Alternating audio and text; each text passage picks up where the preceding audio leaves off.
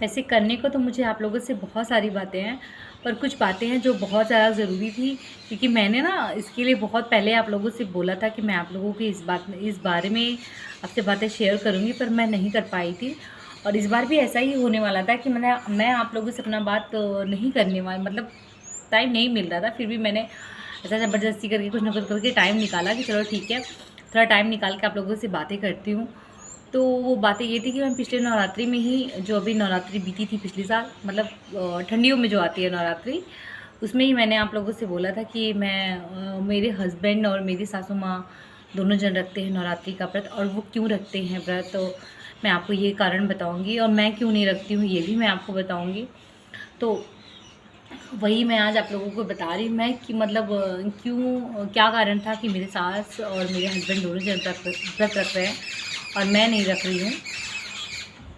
तो कारण ये है कि जब मेरा बेटा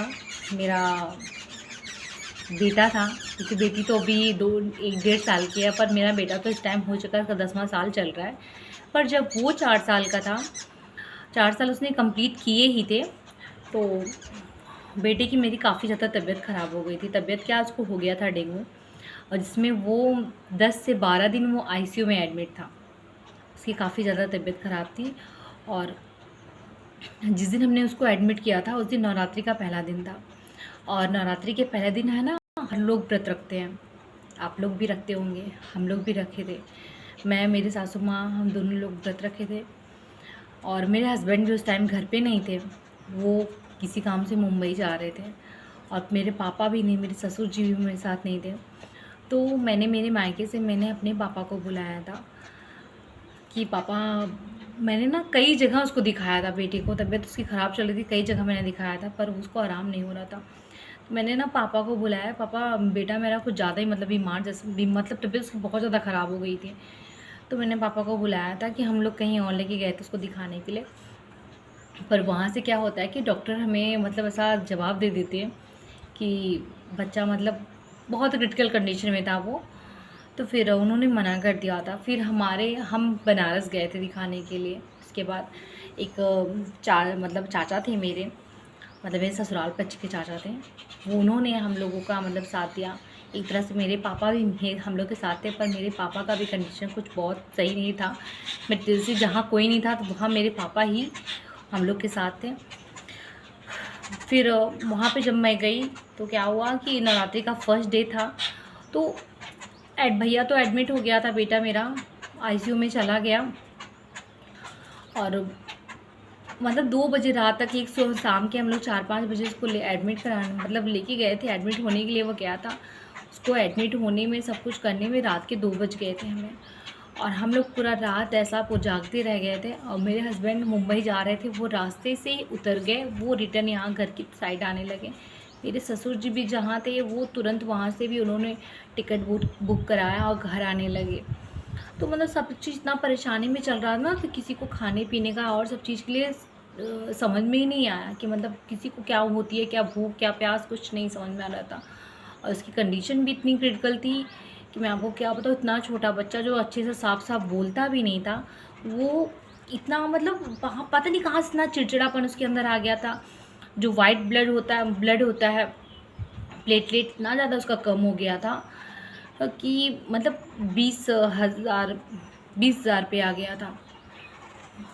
तो जो कि बहुत ज़्यादा कम है। आप लोग जहाँ तक जानते होंगे, बहुत 20,000 मतलब प्लेटलेट मतलब ना के बराबर है। तो इतना ज़्यादा चिड़चिड़ा वो, आपको विश्वास नहीं होगा, इसका दोनों हाथ दोनों पैर बांध दिया गया था, डॉक्टर ने बांध दिया था। वो इतना इरिटेट हो रहा था, सब कुछ तोड़ फोड़ रहा था, सुई हुई इंजेक्शन वगैरह जितने लगाया जा रहा था कुछ लगाने नहीं दे रहा था। वो यहाँ तक कि वो डॉक्टर को भी गाली देना शुरू कर दिया था, और जबकि अच्छे से वो बोलता नहीं था, वो डॉक्टर को गाली देता था। फिर हमें बहुत कष्ट होता था, मतलब मेरा बच्चा जहाँ कुछ नहीं बोलता वो कहाँ से ऐसा गाली वाली बक रहा है। उसका हाथ पैर सब कुछ बांध दिया गया था, दवा ववा हुई। तो फिर इसी तरीके से पूरा दिन हमारा निकल गया, दूसरे दिन का भी दिन निकल गया। तो टाइम का ही नहीं पता चला, हमें भूख प्यास ही नहीं लगी। फिर अगले दिन क्या होता है, अगले दिन शाम तक मेरी ननद पहुंचती है, मेरे हस्बैंड की बहन है वो, तो वो पहुँचती हैं, उन्होंने कुछ ले हम लोग के लिए कुछ बना के घर से लेके आए, क्योंकि हम लोग ऐसे चले गए थे, हम लोग को नहीं पता था कि वहाँ का डॉक्टर हमें जवाब दे देगा क्योंकि हमारे बस में कुछ नहीं है, फिर हमें अगले डॉक्टर के पास ले जाना होगा। तो मेरी ननद लेके आई थी कुछ खाने पीने के लिए हमारे। तो फिर मेरी सासू माँ ने मुझे पहले भेजा था कि तुम जाओ पहले कुछ खा लो, उसके बाद मैं खाती हूँ। तो आईसीयू में एक लोग अलाउड थे। मैं बैठ रहती थी कुछ देर मम्मी रहते थे, क्योंकि बच्चा मेरा काफ़ी छोटा था। तो फिर उस टाइम पे जब मैं गई, मैंने जो दीदी ने लाया था मैं थोड़ा बहुत खा लेती हूँ। फिर जब मैं आती थी, पर मेरी सासू माँ नहीं खाती हैं। उन्होंने बोला मुझसे कि माता रानी ने जैसे ही मतलब जैसे ही कंडीशन में हमें रखा, जब तक मेरा बेटा ठीक नहीं होगा।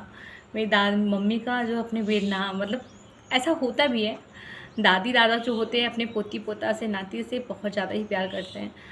तो ऐसा नहीं कि हाँ प्यार नहीं करते, पर उनका कुछ अलग ही था मम्मी का। तो मम्मी ने बोला जब तक मेरा बेटा ठीक नहीं होगा तब तक मैं कुछ भी नहीं खाऊंगी, मतलब कुछ भी अन्न का दाना मैं मुंह में नहीं डालूंगी। तो उसी दिन से फिर वो एडमिट था, और मम्मी नवरात्रि का पूरा व्रत रख गई। पहला दिन हम लोग पहला दिन था वो, पूरा 9 दिन ऐसे बीत गया मम्मी का। मम्मी ने कुछ नहीं खाया पिया, चाय वाय इधर उधर कुछ पी पी के, मतलब एक तरह समझ लीजिए वैसे व्रत रख गई थी मम्मी।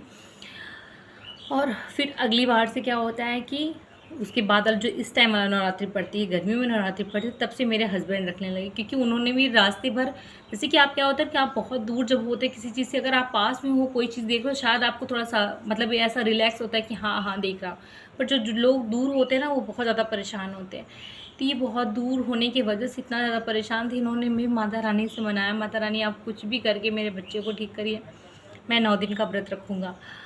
तो बस वही है, तब से अगला वाला जो नवरात्रि पड़ा था, मतलब पड़ता है इस टाइम पे, गर्मियों में पड़ता है, तब से इन्होंने उठा लिया है वो व्रत। अब ये माँ और बेटी दोनों जन व्रत रख रहे हैं, वो भी सुख के लिए रखते हैं सुख के लिए रख रहे हैं, क्योंकि मम्मी तो बहुत पहले बहुत दिन रह चुकी थी, कम से कम 20-21 साल मम्मी व्रत रखी थी, फिर मम्मी ने उद्यापन कर दिया था।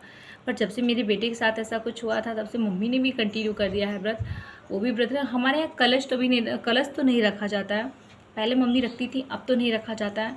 पर कारण इसका यही था कि मम्मी का और इनका दोनों जन का व्रत रखने का पीछे का रीज़न मेरा बेटा है, और मैं इसलिए नहीं रखी थी, वही मैं आपको पता है। सुबह उस टाइम मेरा व्रत टूट गया, फिर उसके बाद से जब ये दो जन घर में व्रत रखते थे, तो फिर मैंने नहीं रखा व्रत।